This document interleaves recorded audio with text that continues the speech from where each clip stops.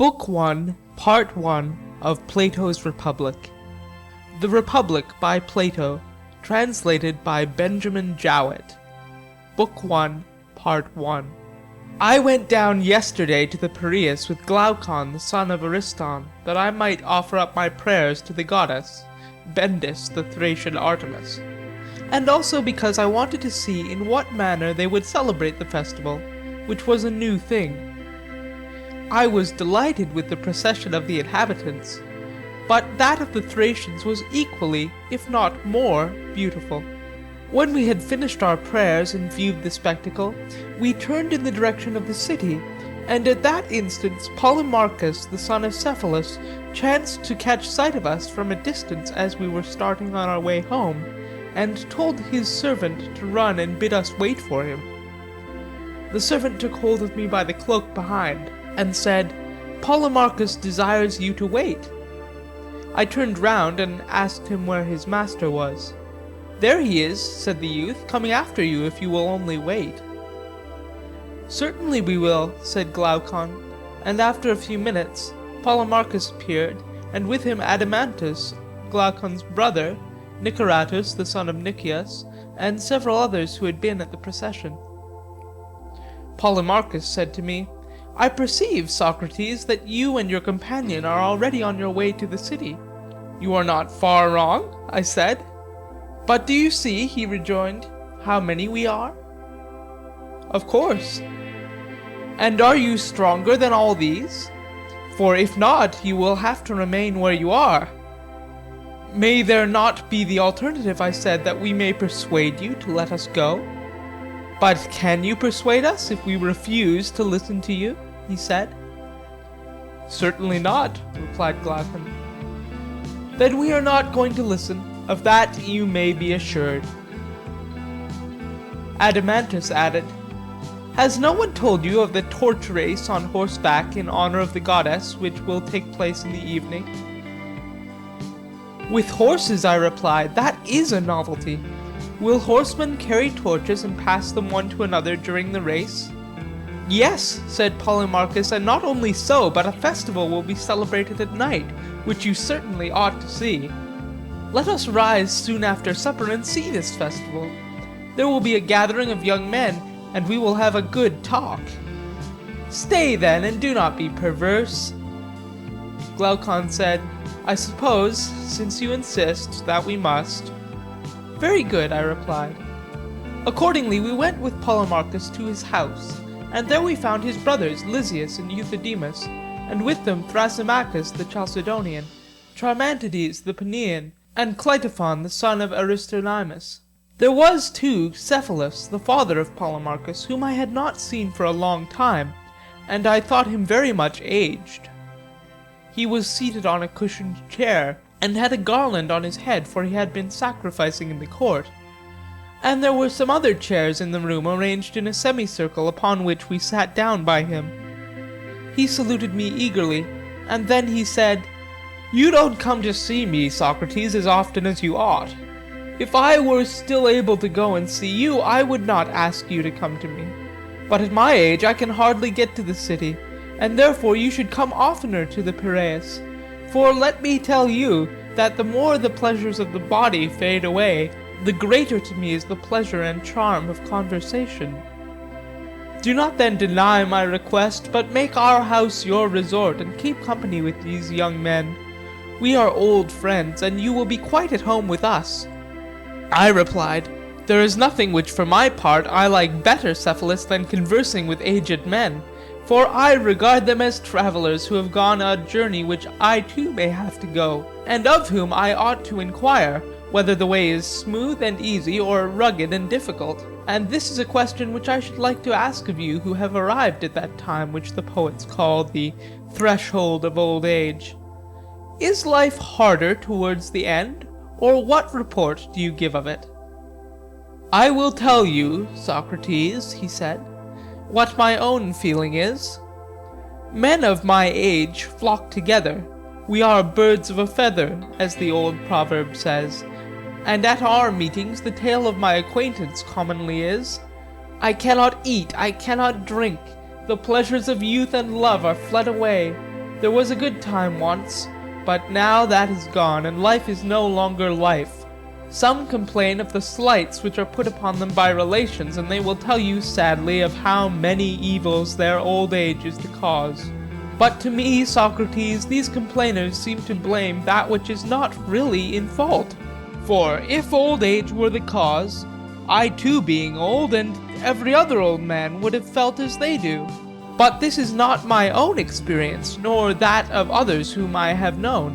How well I remember the aged poet Sophocles when in answer to the question, "How does love suit with age?" "Sophocles, are you still the man you were?" "Peace," he replied, "most gladly have I escaped the thing of which you speak. I feel as if I had escaped from a mad and furious master." His words have occurred to my mind since, and they seem as good to me now as at the time when he uttered them. For certainly old age has a great sense of calm and freedom. When the passions relax their hold, then, as Sophocles says, we are freed from the grasp, not of one mad master only, but of many. The truth is, Socrates, that these regrets, and also the complaints about relations, are to be attributed to the same cause, which is not old age, but men's characters and tempers. For he who is of a calm and happy nature will hardly feel the pressure of age, but to him who is of an opposite disposition, youth and age are equally a burden. I listened in admiration, and wanting to draw him out that he might go on, "Yes, Cephalus," I said, "but I rather suspect that people in general are not convinced by you when you speak thus. They think that old age sits lightly upon you not because of your happy disposition, but because you are rich, and wealth is well known to be a great comforter." "You are right," he replied, "they are not convinced, and there is something in what they say. Not, however, so much as they imagine. I might answer them as Themistocles answered the Serphian who was abusing him and saying that he was famous, not for his own merits, but because he was an Athenian. If you had been a native of my country or I of yours, neither of us would have been famous. And to those who are not rich and are impatient of old age, the same reply may be made, for to the good poor man old age cannot be a light burden, nor can a bad rich man ever have peace with himself." "May I ask, Cephalus, whether your fortune was for the most part inherited or acquired by you?" "Acquired? Socrates, do you want to know how much I acquired? In the art of making money I have been midway between my father and grandfather, for my grandfather, whose name I bear, doubled and trebled the value of his patrimony, that which he inherited being much what I possess now. But my father Lysanias reduced the property below what it is at present, and I shall be satisfied if I leave to these my sons not less but a little more than I received." "That is why I asked you the question," I replied, "because I see that you are indifferent about money, which is a characteristic rather of those who have inherited their fortunes than of those who have acquired them. The makers of fortunes have a second love of money as a creation of their own, resembling the affection of authors for their own poems, or of parents for their children, besides that natural love of it for the sake of use and profit which is common to them and all men. And hence they are very bad company, for they can't talk about anything but the praises of wealth." "That is true," he said. "Yes, that is very true, but may I ask another question? What do you consider to be the greatest blessing which you have reaped from your wealth?" "One," he said, "of which I could not expect easily to convince others. For let me tell you, Socrates, that when a man thinks himself to be near death, fears and cares enter into his mind which he never had before. The tales of a world below and punishment which is exacted there of deeds done here were once a laughing matter to him, but now he is tormented with the thought that they may be true, either from the weakness of age, or because he is now drawing nearer to that other place, He has a clearer view of these things. Suspicions and alarms crowd thickly upon him, and he begins to reflect and consider what wrongs he has done to others. And when he finds that the sum of his transgressions is great, he will many a time, like a child, start up in his sleep for fear, and he is filled with dark forebodings. But to him who is conscious of no sin, sweet hope, as Pindar charmingly says, is the kind nurse of his age. Hope, he says, cherishes the soul of him who lives in justice and holiness, and is the nurse of his age and the companion of his journey. Hope, which is the mightiest to sway the restless soul of man. How admirable are his words! And the great blessing of riches, I do not say to every man, but to a good man, is that he has no occasion to deceive or to defraud others, either intentionally or unintentionally, and when he departs to the world below, he is not in any apprehension about offerings due to the gods, or debts which he owes to men. Now to this peace of mind the possession of wealth greatly contributes, and therefore I say that, setting one thing against another, of the many advantages which wealth has to give to a man of sense, this is, in my opinion, the greatest. Well said, Cephalus, I replied. But as concerning justice, what is it? To speak the truth and to pay your debts, no more than this? And even to this are there not exceptions? Suppose that a friend, when in his right mind, has deposited alms with me, and he asks for them when he is not in his right mind, ought I to give them back to him? No one would say that I ought, or that I should be right in doing so, any more than he would say that I ought always to speak the truth, and to one who is in his condition. You are quite right, he replied. But then, I said, speaking the truth and paying your debts is not a correct definition of justice. Quite correct, Socrates, if Simonides is to be believed, said Polemarchus, interposing. I fear, said Cephalus, that I must go now, for I have to look after the sacrifices, and I hand over the argument to Polemarchus and the company. Is not Polemarchus your heir? I said. To be sure, he answered, and went away laughing to the sacrifices. Tell me then, O thou heir of the argument, what did Simonides say, and according to you truly say, about justice? He said that the repayment of a debt is just, and in saying so he appears to me to be right. I should be sorry to doubt the word of such a wise and inspired man, but his meaning, though probably clear to you, is the reverse of clear to me, for he certainly does not mean, as we were just now saying, that I ought to return a deposit of alms, or anything else to one who asks for it when he is not in his right senses. And yet a deposit cannot be denied to be a debt. True.